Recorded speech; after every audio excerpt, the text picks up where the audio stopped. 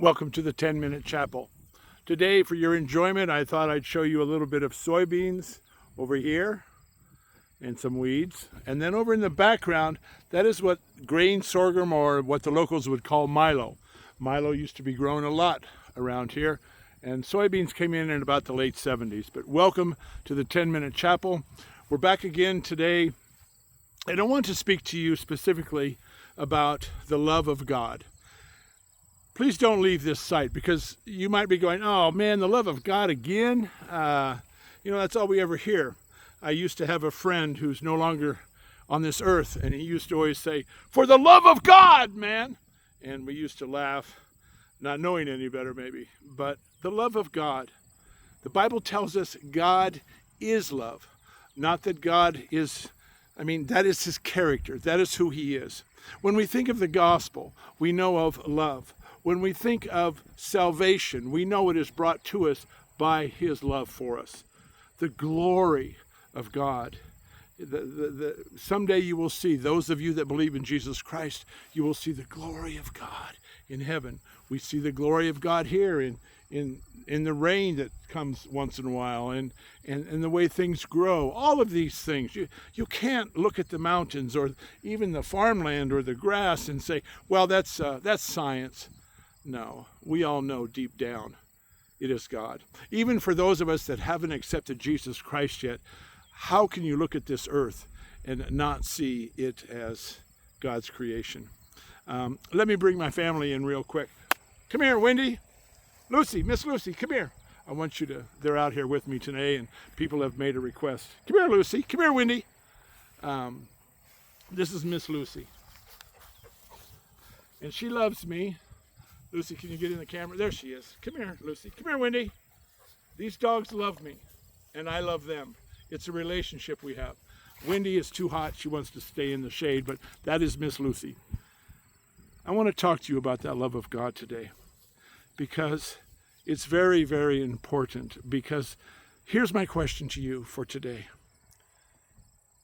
How do you respond knowing God loves you? How do you live your life knowing that God loves you? Does it make any difference in your life at all, knowing that the King of Kings, Jesus Christ, loves you, gave his life for you? Does it make any response in how you treat people or anything else, knowing that God is love? You see, let me give you an example.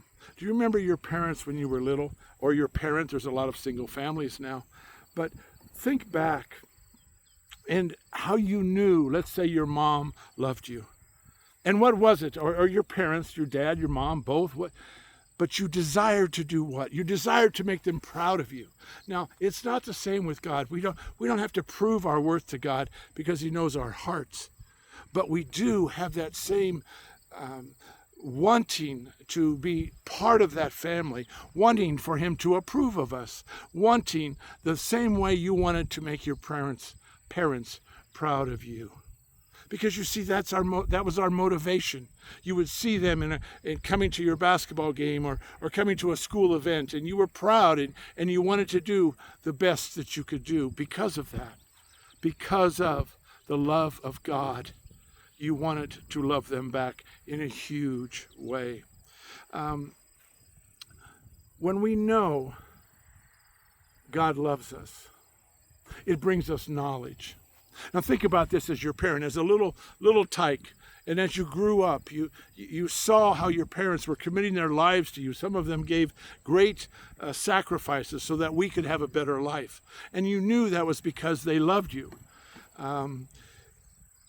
In 1 John chapter 4, written by the Apostle John to the new Christians, one of the last books ever written, and it's one of the last books of the New Testament, it says this: so we know the love of God has for us, and we trust in that love. And I ask you, do you trust, here they come, do you trust in that love of God? Hey guys, say hello. Do you trust it? Do you live for it like these two? They live for me to love them, and they love me. With God, it is so much more, because he cares for you. He sent his son to die for you. so that we know the love that God has for us. We trust in that love. Do you? Do you live knowing God loves you? Do you live according to the gospel that Jesus came and died and rose again and sits at the right hand of God? And that is your future for those who believe in him. And if you don't yet, how can you look around to this earth and say, oh yes, this happened by the Big Bang, or evolution caused all these things? There is, I don't even want to say it, there is no, But you see, when we believe that God loves us, we never doubt it. It is faith. It is believing. And when we live for that love, it grows us. It makes our faith continue to grow because we see the love of God in so many things. I want to give you another verse. See how great the love of God is, that he lavished it upon us, that we should be called children of God, and thus that's what we are. Now think about this. See how great the love of God is. Imagine when you first knew God, or if you don't know God yet, when you begin to know that he exists and that he does love you, it will continue to expand. It will continue to grow. And John is saying, once again, see how great the love of God that he has given us. When I see the word lavished, I think of frosting on a cake. My mom makes really good chocolate cake with white frosting. And I really enjoy it. And she lavishes the frosting on there sometimes. That's what God does for us. But do we know the extent of it? Do we know how strong that love is? Let me give you another example. When I was a little boy, I don't know, 8, 10 years old, my dad and about 2 or 3 of our uncles and their kids came with us. There was about 8 or 10 of us all together. And we went to the Hastings ammo dump. Those of you not familiar with Nebraska, in Cuba or Kenya or Chile, wherever you're watching today, that is where bombs were made in World War II. In fact, some of the old bomb shelters are still there. And I remember we went to take a tour. And it was on a Sunday afternoon. And all I remember is a gentleman came up and said, this is the acid pit where we wash the bombs. But it had to be really deep in case one of them ignited. And I don't even remember a barricade around there. I'm sure there was something. But here's what he did. He took a stone and he went to drop it in that cavern so we would see how long it took to hit. And the love of God is the same way. We underestimate it.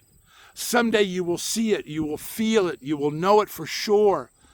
But the more knowledge we have, the more we respect that love, the more we desire that love, the more we want to be called a children of God. Back to the ammo dump. So the gentleman picks it up, and he goes to drop. Are those 2 beautiful dogs or what? He goes, I love you, dogs. He goes to drop the rock into this deep hole. I'll never forget this as a little boy. And I'm going to try to imitate the amount of time it took to drop. Now remember, what are we doing here? We're doing what I perceived was the depth of the hole versus reality. And it's the same with God. It's so much greater. He takes the rock, and I'm going to try to give you the distance. And he just drops it in the hole. So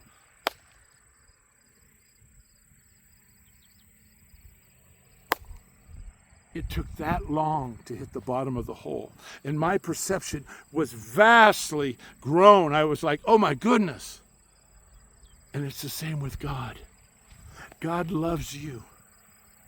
Jesus was once asked, what is the greatest commandment? They were trying to make it hard for him. And he quoted Deuteronomy. He said, to love the Lord your God with all your heart, with all your mind, with all your soul. This is the first and greatest commandment. The second is likened to it, to love your neighbor as yourself.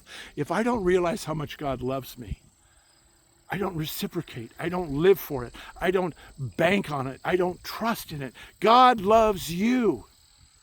Don't doubt that. Open your word. See what he has done. He loved us before we loved him. It tells us that in Romans. It tells us that in the New Testament, in 1 John, it also says, God loved us first. He was the one that initiated love to you. And what are you going to do? We want to nourish it and grow it. Today, how are you living? How are you reacting and responding? to the greatest love in the universe, God's love for you. Jesus Christ loves you, died for you, and rose again. God loves you. Don't doubt this. See you next week. One other thing, when we close here, not near as important as God is love, but if you could share this with a friend, if you would follow this, let's get more people involved to learn more about God. Not for my sake, but for his sake and for your sake. They will come to you and they will start asking you questions. How do you live to love God? How does that react in your life? And you will be able to share it with them. Thank you for your time. God loves you.